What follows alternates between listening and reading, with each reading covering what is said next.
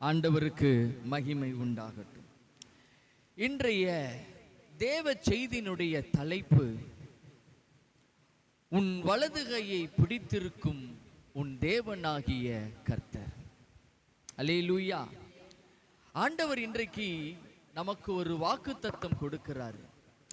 உன் வலதுகையை பிடித்திருக்கும் உன் தேவனாகிய கர்த்தர் என்று அவர் சொல்லுவாரே என்று சொல்லுவானே. ஆனா தெய்வம் அவர் கொடுக்கிற வாக்குத்தத்தத்தின்படி வருகிற ஜூன் மாதம் உங்களுடைய வலதுகையை பிடித்துக்கொண்டு உங்களோடு கூட உங்களுக்கு துணையாய் அவர் நிற்க போகிறார். அல்லேலூயா. அதனால தான் ஆண்டவர் இன்றைக்கு நமக்கு தேவ செய்தியினுடைய தலைப்பை இப்படி கொடுத்திருக்கிறார், உன் வலதுகையை பிடித்திருக்கும் உன் தேவனாகிய கர்த்தர்.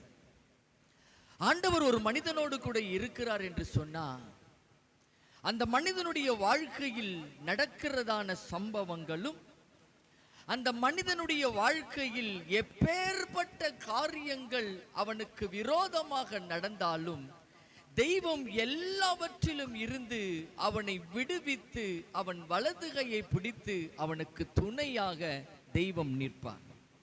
இன்றைக்கு நாம் தியானிக்கும்படியான வேத வசனம் ஏசாயா தீர்க்கதரிசியின் புஸ்தகம் 41வது அதிகாரம் 13, 14 வசனங்களை வாசிக்க கேட்போமே. உன் தேவனாய் இருக்கிற கர்த்தராகிய நான் உன் வலது கையை பிடித்து பயப்படாதே, நான் உனக்கு துணை நிற்கிறேன் என்று சொல்லுகிறேன்.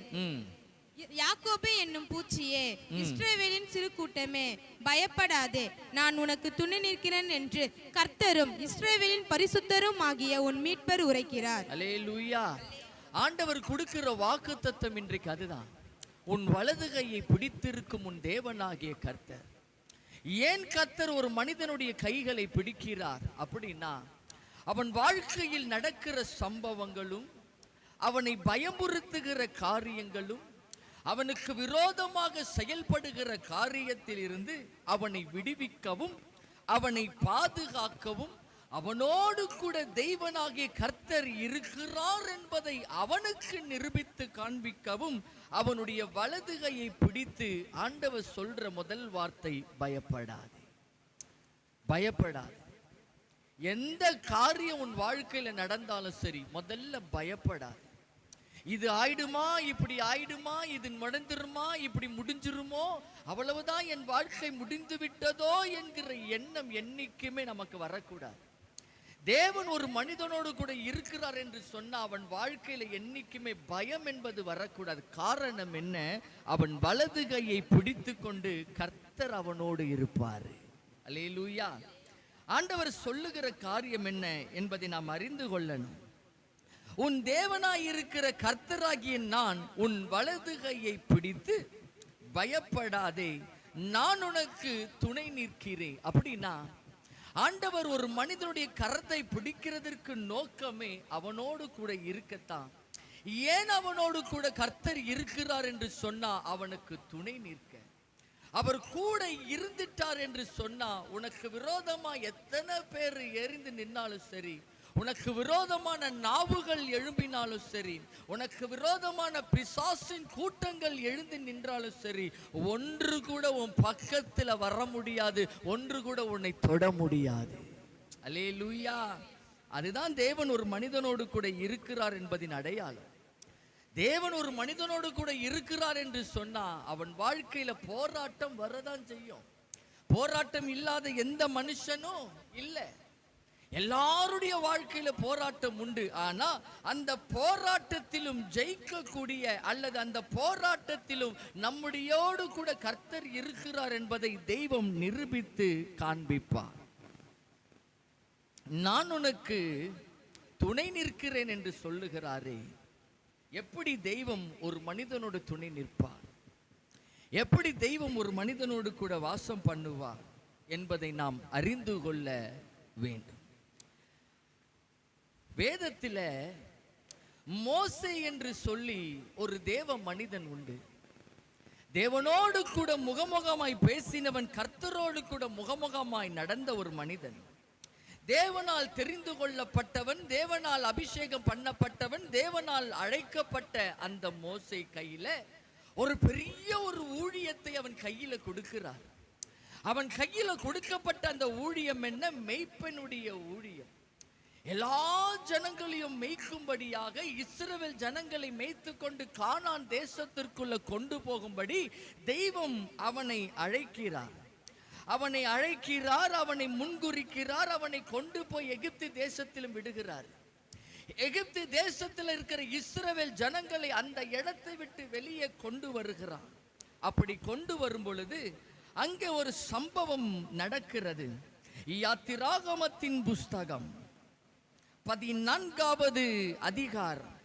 யாத்திராகமத்தின் புஸ்தகம் 14வது அதிகாரம் 9வது வசனத்தை வாசிக்க கேட்போம். எகிப்தியர் பார்வோனுடைய சகல குதிரைகளோடும் ரதங்களோடும் அவனுடைய குதிரை வீரரோடும் சேனைகளோடும் அவர்களை தொடர்ந்து போய், யாரை தொடர்ந்து போய்? இஸ்ரவேல் ஜனங்களை. எகிப்திலிருந்து அவங்க புறப்பட்டு வெளியே வந்துட்டாங்க. எல்லாரையும் தெய்வன் வெளியே கொண்டு வருகிறார். மோசேயை வச்சு வெளியே கொண்டு வந்துட்டார். இப்ப கானானுக்குள்ள அவர்கள் போய் கொண்டிருக்கிற நோக்கத்தில் அந்த வனாந்தரத்தில் வருகிறார்கள். எகிப்திய அவர்களை பின்தொடர்ந்து கொண்டு வருகிறார். வேதம் சொல்லுகிறது, எகிப்தியர் பார்வோனுடைய சகல குதிரைகளோடும் ரதங்களோடும் அவனுடைய குதிரை வீரர்களோடும் சேனைகளோடும் அவர்களை தொடர்ந்து போய், வாசிப்போம். சமுத்திர தண்டையிலே பாகால் சேபோனுக்கு எதிரே இருக்கிற ஈரோத் பள்ளத்தாக்கின் முன்னடியிலே பாளையம் இறங்கி இருக்கிற அவர்களை கிட்டினார்கள். அப்படின்னா அவர்கள் தேசத்தை விட்டு வெளியே வந்துட்டாங்க, சமுத்திரத்துக்கிட்ட வந்துட்டாங்க. அந்த சமுத்திரத்தை அவங்க தாண்டி போகணும். அந்த சமுத்திரத்தை தாண்டி போகிறதுக்கு பின்னாலேயே அவன் பார்வோன் துரத்தி கொண்டிருக்கிறான். அவங்களால என்னமே செய்ய முடியல. ஒரு பக்கம் முன்பதாகவும் போக முடியாது. காரணம் என்ன? சமுத்திரம் இருக்குது. இன்னொரு பக்கம் அந்த இடத்துல நிக்கவும் முடியாது. காரணம் என்ன? பார்வோன் துரத்திக்கிட்டு இருக்கிறான். என்ன செய்கிறதுன்னு தெரியல, என்ன பண்ணுகிறதுன்னு தெரியல. எல்லாரும் கலக்கம் அடைகிறாங்க, எல்லாரும் பயம் அடைகிறாங்க. பயந்து அவர்கள் என்ன செய்கிறாங்க? 10வது வசனம். பார்வோன் சமீபித்து வருகிற போது இஸ்ரவேல் புத்திரர் தங்கள் கண்களை ஏறெடுத்து பார்த்து எகிப்தியர் தங்களுக்கு பின்னே வருகிறதை கண்டு மிகவும் பயந்தார்கள். அவர்கள் இருதயத்திற்குள்ள ஒரு பயம். நம்ம அவ்வளவுதான், முடிஞ்சு போச்சு. இனி நம்ம வாழ்க்கை முடிஞ்சு போச்சு. இனி நம்மளால ஒரு காரியம் செய்ய முடியாது. எகிப்தை விட்டு வெளியே வந்தும் நம்மளால வாழ முடியாது. காரணம் என்ன? பின்னாடி பார்வோன் துரத்தி கொண்டு இருக்கிறான். அவ்வளவுதான், நான் செத்த, என் வாழ்க்கை முடிந்து போய்விட்டது என்று சொல்லி அவர்கள் மிகவும் பயந்தார்கள் என்று வேதம் சொல்லுகிறது. அப்பொழுது இஸ்ரவேல் புத்திரர் கர்த்தரை நோக்கி கூப்பிட்டார்கள். ஆண்டவரிடத்தில் ஒரு சகாயம் தேடுகிறதுக்கு இஸ்ரவேல் ஜனங்க எல்லாரும் கர்த்தரை நோக்கி கூப்பிடுகிறார்கள். வாசிங்க தொடர்ந்து. அன்றியும் அவர்கள் மோசேயை நோக்கி, எகிப்திலே பிரேத குழிகள் இல்லை என்றால் வனாந்தரத்திலே சாகும்படிக்கு எங்களை கொண்டு வந்தீர். இப்போ மோசேக்கு விரோதமான பேச்சுக்கள் நடக்க ஆரம்பித்து விட்டது. அவனுக்கு விரோதமான நாவுகள் வந்துடுச்சு. எல்லாரும் அவனுக்கு விரோதமா பேசுகிறாங்க. எகிப்தில பிரேத குழி இல்லைன்னு சொல்லிட்டா இங்க கூட்டிக்கிட்டு வந்தீர், இந்த இடத்துக்கு கூட்டிக்கிட்டு வந்தீர் என்று சொல்லி அவனுக்கு விரோதமாய் பேசுகிறார்கள். வாசிப்போம். எங்களை எகிப்தில் இருந்து புறப்பட பண்ணினதினால் எங்களுக்கு இப்படி செய்தது என்ன? எங்களுக்கு இப்படி செய்தது என்ன? ஏன் இப்படி செஞ்சீங்க? ஏன் இப்படி செய்தீர்கள் என்று சொல்லி அவர்கள் இருதயத்திற்குள்ள ஒரு பயம், ஒரு கலக்கம், ஒரு நிம்மதி இல்லாத ஒரு எண்ணம். அவ்வளவுதான், நம்ம மறிக்க போகிறோம், இனி எதுவுமே நடக்க போகிறது இல்லை. ஒரு பக்கம் அவன் துரத்துறான், இன்னொரு பக்கம் செங்கடல் இருக்குது, எல்லாம் முடிந்து போய்விட்டது என்கிற எண்ணத்திற்குள் அவர்கள் வரும் பொழுதுதான் தேவனாகிய கர்த்தர் மோசே மூலமா ஒரு காரியத்தை சொல்லுகிறாரு. 13வது வசனத்தை வாசிப்போம். அப்பொழுது மோசே ஜனங்களை நோக்கி பயப்படாதிருங்கள். அவன் எடுத்த எடுப்புல சொல்ற வார்த்தை பயப்படாது. ஏன்னா எகிப்திலிருந்து உன்னை கூட்டிக்கிட்டு வந்தவருக்கு இந்த சமுத்திரத்தை கடந்து போகும் பண்ணும்படிக்கு அவரால் முடியும். அந்த எகிப்தை குறித்து என்ன பண்ணக்கூடாது? முதல்ல பயப்படாது. எப்பொழுதுமே நம்முடைய வாழ்க்கையில ஒரு பிரச்சனை வரும் பொழுதோ, ஒரு போராட்டம் வரும் பொழுதோ, அல்லது ஏதோ ஒரு காரியம் உங்க வாழ்க்கையில காரியங்கள் நடத்தப்படும் பொழுதோ, அந்த காரியத்தை குறித்து முதல்ல நீங்க பயப்படவே கூடாது. அந்த பயம்தான் உங்க தோல்விக்கு அடையாளம். அந்த பயம்தான் உங்க அவவிசுவாசத்திற்கு அடையாளம். அந்த பயம்தான் உன் ஆசீர்வாதத்தினுடைய தடைக்கு அடையாளம். அந்த பயம்தான் கர்த்தருக்கும் உனக்கும் இருக்கிற உறவை முறிக்கிற ஒரு அடையாளம். ஏன்? பிசாசு எப்பொழுதுமே உன்னை பயமுறுத்தி கொண்டு தான் இருப்பான். நீ பயப்பட்டுக்கிட்டே இருந்து கொண்டிருந்த அப்படின்னா நீ முதலாவது பரலோக ராஜ்யத்தை இழந்து விடுவாய். ஏன்? வெளிப்படுத்தின விசேஷம் 21:8 சொல்லுகிறது, பயப்படுகிறவர்களும் அவிசுவாசிகளும் பரலோக ராஜ்யத்திற்குள் பிரவேசிக்க முடியாது. அப்படின்னா உன்னை பயப்படுத்துகிறது நோக்கமே, காரணம் என்ன? நீ தேவனை விட்டு பிரிக்கப்படவும், நீ பரலோக ராஜ்யத்தை இழந்து போகவுமே உன்னை பிசாசு பயமுறுத்துவா போராட்டத்தின் மூலமாக. ஒன்னு முடிஞ்சா ஒன்னு ஆரம்பிக்கும். ஒன்னு முடிஞ்சேன்னு சொல்லி நீ உட்காரும் பொழுது இன்னொன்னு தலை நோக்கி நிற்கும். இது அவ்வளவுதான், என் வாழ்க்கை இப்படித்தான் போய்கிட்டு இருக்கிறோமோ என்று நினைக்கும் பொழுதுதான் தெய்வம் உனக்கு வாக்குத்தத்தம் கொடுக்கிறாரு. உன் கையை பிடித்து கொண்டு, உன் வலது கையை பிடித்து உனக்கு நிழலாய் நிற்பே. அல்லேலூயா. உனக்கு அவர் துணை நிற்கிறேன்னு சொன்னாருன்னா, உன் வலது கையை பிடிச்சுக்கிட்டு இருக்கிற உன் தேவனாகிய கர்த்தர் நான் என்று அவர் சொல்லுவாரு. அப்படின்னா எப்பேற்பட்ட போராட்டம் வந்தாலும் சரி, ஏன் நீங்க தலைகீழாக நீங்க நின்று கொண்டு அல்லது உங்க வாழ்க்கை முடிந்து போகிற சூழ்நிலைக்குள்ள தள்ளப்பட்டாலும் சரி, அங்க இருந்து உங்களை தூக்கிக்கிட்டு மேல வந்துருவாரு. அல்லேலூயா, அல்லேலூயா. அதுதான் தேவனாகிய கர்த்தர். அப்ப அதுதான் அவருக்கு மோசே மூலமா தேவன் சொல்லுகிறார். அப்பொழுது மோசே ஜனங்களை நோக்கி, பயப்படாதிருங்கள், நீங்கள் நின்று கொண்டு இன்றைக்கு கர்த்தர் உங்களுக்கு செய்யும் ரட்சிப்பை பாருங்கள். இது எப்படி மோசே சொல்லுகிறான்? தேவன் சொல்லாம சொல்ல முடியாது. தேவன் அவனுக்கு உணர்த்தாம சொல்ல முடியாது. அல்லது தேவன் மேல் அவனுக்கு இருக்கிற அந்த நம்பிக்கையின் மூலமாக சொல்ல முடியாது. அந்த நம்பிக்கை இல்லாம எந்த வார்த்தை நமக்குள்ள இருந்து விசுவாசமான வார்த்தை வராது. ஆனா இங்க வேதம் சொல்லுகிறது, இன்றைக்கு கர்த்தர் உங்களுக்கு செய்யும் ரட்சிப்பை பாருங்கள். இன்றைக்கு நீங்கள் காண்கிற எகிப்தியரை இனி என்றைக்கும் காண மாட்டீர்கள். அப்படின்னா என்ன அர்த்தம்? உன் கையை பிடிச்சுக்கிட்டு அவரும் கூட நிக்கிறாருன்னு சொன்னா, உனக்கு விரோதமா எத்தனை பேர் வந்தாலும் சரி, அத்தனை பேரும் உனக்கு முன்பதாக விழுந்துதான் போவாங்க. அல்லேலூயா. நீ இன்றைக்கு காண்கிற எகிப்தினை காண மாட்டேன்னு சொல்லிட்டார். அப்படின்னா யாரெல்லாம் உனக்கு விரோதமா முன்னாடி எழும்பி நிக்கிறாங்களோ அவங்கள நீ பார்க்க கூட மாட்டே. அவங்கள தேடி நீ காணாது இருப்பார். நீ தேடினா கூட உன் கண்ணுக்கு அவங்க அகப்பட மாட்டாங்க. வாசிங்க 14வது வசனம். கர்த்தர் உங்களுக்காக யுத்தம் பண்ணுவார். கர்த்தர் உங்களுக்காக யுத்தம் பண்ணுவார். நீங்கள் சும்மா இருப்பீர்கள் என்றார். நீங்கள் சும்மா இருப்பீங்க, அவ்வளவுதான். சும்மா இருப்பீங்க அப்படின்னா நீங்க ஆண்டவர் சமூகத்துல இருப்பீங்க. நீ எந்த அளவுக்கு கர்த்தர் சமூகத்தில் அவரோடு கூட நிக்கிறியோ, உன் வலது கையை பிடித்து கொண்டு உன் தேவனாகி கர்த்தர் உன் கூட நிற்பார். அவர் உன் வலது கையை பிடித்துக்கிட்டு உன் கூட நின்னுட்டார் அப்படின்னு சொன்னா, உனக்கு துணையா நிக்கிறார் என்று சொன்னா, உனக்கு எத்தனை பேர் விரோதமா எழும்பி நின்னாலும் சரி, அவங்க ஒருத்தர் கூட உன் மேல கையை போட முடியாது. அல்லேலூயா. அதுதான் தேவனாகி கர்த்தர் செய்கிறது. அதைத்தான் இப்போ இஸ்ரவேல் ஜனங்களுக்கு அவர் செய்கிறார். நீங்கள் சும்மா இருப்பீர்கள் என்றார். 15வது வசனம்.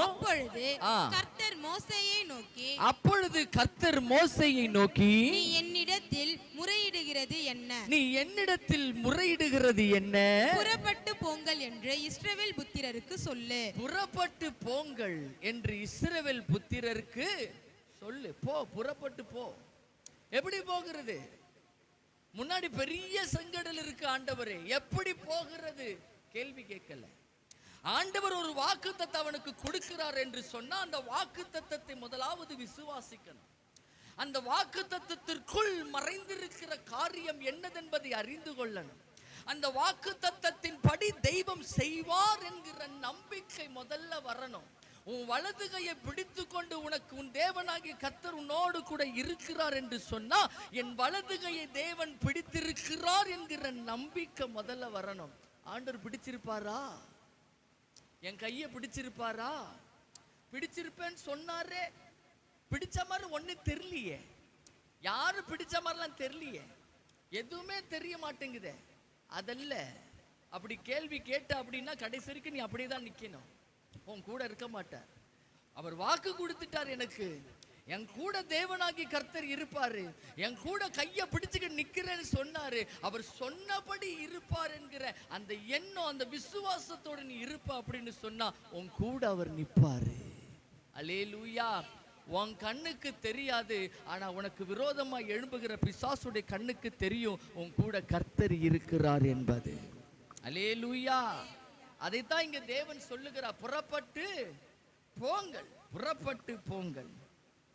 வாசிங்க 16வது வசனம். கோலை ஓங்கி உன் கையை சமுத்திரத்தின் மேல் நீட்டி, உன் கையை சமுத்திரத்தின் மேல் நீட்டி சமுத்திரத்தை பிளந்து விடு, சமுத்திரத்தை பிளந்து விடு. அப்பொழுது இஸ்ரவேல் புத்திரர் சமுத்திரத்தின் நடுவாக வெட்டான் தரையிலே நடந்து போவார்கள். நடக்காத ஒரு காரியத்தை அவர் சொல்லுகிறார். இதுவரைக்கும் நடந்ததே கிடையாது சரித்திரத்துல. இதுவரைக்கும் மோசே அப்படி பார்த்தது கிடையாது. நடக்காத ஒரு காரியத்தை, பார்க்காத ஒரு காரியத்தை மோசேக்கு தெய்வன் செய்ய போகிறாரு. அதை மோசே கிட்ட ஆண்டவர் சொல்றார். என்ன சொல்லுகிறாரு? அப்பொழுது இஸ்ரவேல் புத்திர சமுத்திரத்தின் நடுவாக வெட்டாந்தரையில் நடந்து போவார்கள். அல்லேலூயா, அல்லேலூயா என்று அவர் சொல்லுகிறார். வாசிங்க தொடர்ந்து. எகிப்தியர் உங்களை பின்தொடர்ந்து வரும்படி, எகிப்தியர் உங்களை பின்தொடர்ந்து வரும்படி நான் அவர்கள் இருதயத்தை கடினப்படுத்தி. இது என்னங்க அர்த்தம்?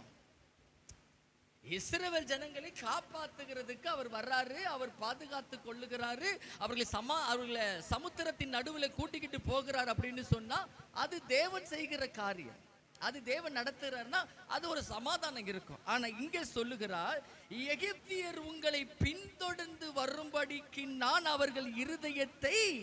அப்படின்னா என்ன அர்த்தம்? நீங்க கிட்ட போகும் பொழுது அவன் உங்க பக்கத்துல நெருக்கப்படுவேன், அதை நானே செய்வேன் சொல்றார். வழியையும் நான் திறந்து கொடுப்பேன், அந்த வழிக்கு விரோதமாய் வந்தவர்களையும் உங்களை பின்தொடரும்படிக்கு செய்வேன். நீங்கள் கடந்து போகிறதை அவர்கள் காண்பார்கள், தேவனும் கூட இருக்கிறார் என்பதை அவர்கள் கண்களுக்கு காண்பித்து, எந்த வழி அடைக்கப்பட்டது என்று நீ நினைச்சியோ அது உனக்கு திறந்து அவர்களுக்கு அந்த வழியை அடக்க பண்ணுவேன். அப்படின்னா என்ன அங்க அர்த்தம்? உன் எதிர்க்க நிக்கிறவங்க கண்ணால பாப்பாங்க உன் கூட கர்த்தர் இருக்கிறது. உன் கையை பிடிச்சுக்கிட்டு நடக்கிறத அவங்க பார்ப்பாங்க, உன் கையை பிடிச்சுக்கிட்டு அவரும் கூட இருக்கிறத பார்ப்பாங்க, அவரும் கூட நிழலாய் நிற்கிறத பார்ப்பாங்க. பார்த்துட்டு அவங்களே அசந்து போவாங்க, ஆண்டவரும் கூட இருக்கிறாரா, ஆண்டவரும் கூட இருக்கிறாரா. நான் என்ன உனக்கு விரோதமா செஞ்சாலும் ஏன் உன் வாழ்க்கையில எதுவுமே நடக்க மாட்டேங்குது? காரணம் என்ன? தெய்வமும் கூட இருக்கிறார் என்பதை காண்பிப்பாரு. அல்லேலூயா. ஆண்டவர் செய்கிறது அப்படின்னா எப்பொழுதுமே மறைவா ஆண்டவர் செய்ய மாட்டார். அவர் எதை செஞ்சாலும் வெளிப்படையா தான் செய்வாரு, அவர் எதை செஞ்சாலும் பயங்கரமா தான் செய்வாரு, அவர் எதை செஞ்சாலும் மற்றவர்கள் மிரண்டு போகிற அளவுக்கு தான் செய்வாரு. அல்லேலூயா, அல்லேலூயா. அதுதான் தேவன் செய்கிறார்.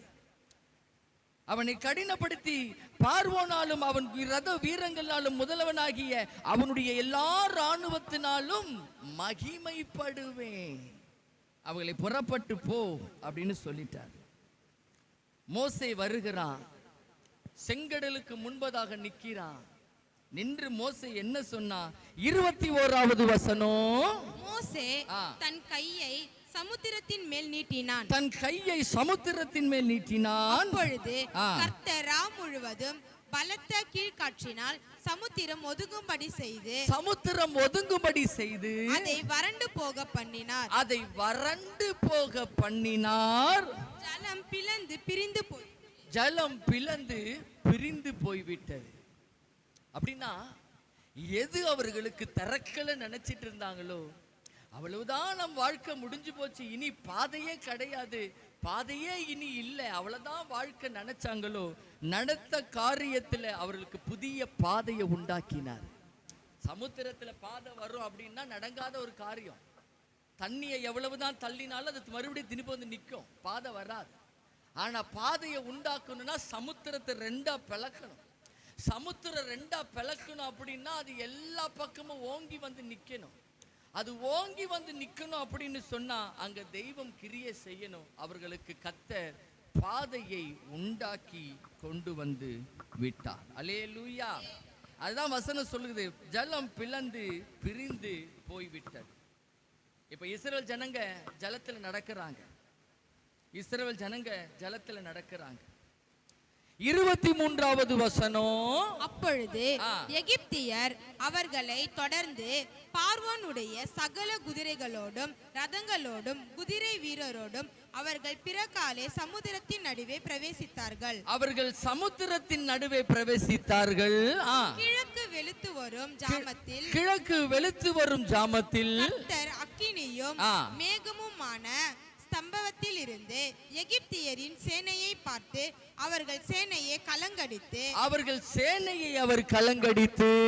அவர்களுடைய ரதங்களில் இருந்து உருளைகள் கழலவும் அவர்கள் தங்கள் ரதங்களை வருத்தத்தோடு நடத்தவும் பண்ணினார். அப்படின்னா இஸ்ரவேல் ஜனங்களை அவங்க வருத்தப்படுத்தினாங்க. இஸ்ரவேல் ஜனங்களை வருத்தத்தோடு தான் அவங்க நடத்தினாங்க. இஸ்ரவேல் ஜனங்களுடைய வாழ்க்கையை அவங்க நாசப்படுத்தினாங்க. அவங்க வாழ்க்கையில ஒரு முன்னேற்றம் இல்லாதபடிக்கு அவர்கள் செய்தார்கள். ஆகவே கர்த்தர் என்ன பண்றாரு, உருளைகளை கழலவும் அவர்கள் தங்கள் ரதங்களை வருத்தத்தோடு நடத்தவும் பண்ணினார். அப்பொழுது எகிப்தியர் இஸ்ரவேலரை விட்டு ஓடி போவோம், இஸ்ரவேலரை விட்டு ஓடி போவோம். இஸ்ரவேலரை விட்டு என்ன பண்றாங்களா, ஓடிடலாம். ஐயோ அவன் பக்கத்துல வேண்டாம், இஸ்ரவேல் ஜனங்களுக்கு நம்ம பக்கத்துல போக வேண்டாம், அவங்க பக்கத்துல போக வேண்டாம். காரணம் என்ன? வேதம் சொல்லுகிறது, வாசிங்க தொடர்ந்து. கர்த்தர் அவர்களுக்கு துணை நின்று எகிப்தியருக்கு விரோதமாய் யுத்தம் பண்ணுகிறார் என்றார்கள். எகிப்தியருக்கு விரோதமாய் யுத்தம் பண்ணுகிறார். காரணம் என்ன? உன் தேவனாகிய கர்த்தர் உன் வலது கையை பிடித்து கொண்டு உனக்கு நிழலா நிற்பார். அவர் உனக்கு துணை நிற்கிறார் அப்படின்னு சொன்னா, அவர் உன் வலது கையை பிடிச்சுக்கிட்டு இருக்கிறாருன்னு சொன்னா, ஒருத்தர் கூட உனக்கு விரோதமா எதிர்த்து நிற்கவே முடியாது. அதுதான் வேதம் சொல்லுகிறது, நாம் அவர்களை விட்டு ஓடி போவோம், இஸ்ரவேல் ஜனங்களை விட்டு ஓடி போவோம், கர்த்தர் அவர்களுக்கு துணை நிற்கிறார் என்று அவர்கள் சொல்லுகிறார். 26 ஜலம் எகிப்தியர் மேலும் ரதங்கள் மேலும்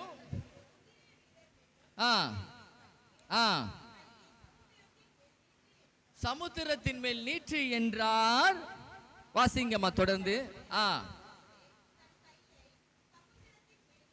தன் கையை சமுத்திரத்தின் மேல் நீட்டினார்.